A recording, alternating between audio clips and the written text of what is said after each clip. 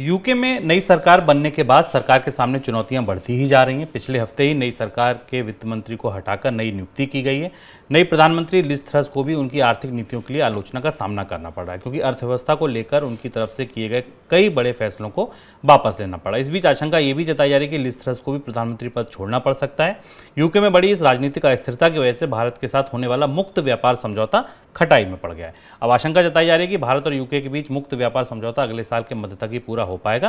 पहले इस समझौते को दिवाली तक पूरा करने का लक्ष्य रखा गया था। सर, यूके में सरकार बनने के बाद जितना नुकसान हो गया अर्थव्यवस्था को, इसकी भरपाई कैसे और कब तक हो पाएगी? अभी तो मुश्किल है। इसकी राजनीतिक कीमत क्या लिज ट्रस चुकाएंगे? अब दुनिया में और ब्रिटेन में लंदन में सबसे बड़ा सवाल ये है कि क्या अक्टूबर के अंत तक लिज ट्रस को जाना होगा, क्योंकि उनकी अपनी पार्टी में उनके खिलाफ काफ़ी सवाल उठ रहे हैं और उनका फैसला अर्थव्यवस्था की मौजूदा परिस्थितियों से बिल्कुल विपरीत था। तो वित्त मंत्री तो गए ही, अब जो नए वित्त मंत्री आए हैं वो शायद बिल्कुल इसकी दूसरी दिशा में जाने की तैयारी कर रहे हैं। इस बात के संकेत मिले हैं, हालांकि अभी स्पष्ट नहीं है, लेकिन ब्रिटेन के अखबारों से और ब्रिटेन के मीडिया से में जिस तरीके की चर्चा है उस हिसाब से शायद कॉर्पोरेट टैक्स में बढ़ोतरी की कोशिश की जाएगी। हुआ ये कि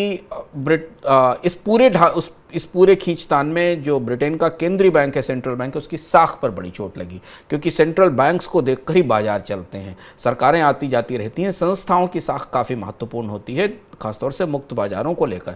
तो लिज ट्रस की सरकार ने जिस तरीके का कार्यक्रम घोषित किया, जिससे सरकार ने घोर महंगाई के बीच जब ब्याज दरों में बढ़ोतरी हो रही थी और बाजार में मनी सप्लाई रोकी जा रही थी, तो मॉनेटरी सप्लाई बढ़ाने का ऐलान कर दिया, फिस्कल डेफिसिट बढ़ाने का ऐलान कर दिया और उसके कारण बैंक ऑफ इंग्लैंड को अपना पुराना अभियान छोड़कर इसके बीच में जुड़ना पड़ा। और यही वो बड़ी वजह थी कि सरकार की साख और पाउंड की साख बुरी तरह टूटी है।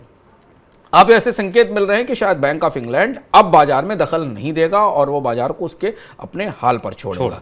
और इसलिए और भी ये ज़रूरी है कि ब्रिटेन की नई सरकार अब ऐसे कदम उठाए जिससे बाजार का भरोसा वापस लौटे कि सरकार नया कर्ज नहीं लेने जा रही है, घाटा बढ़ाने नहीं जा रही।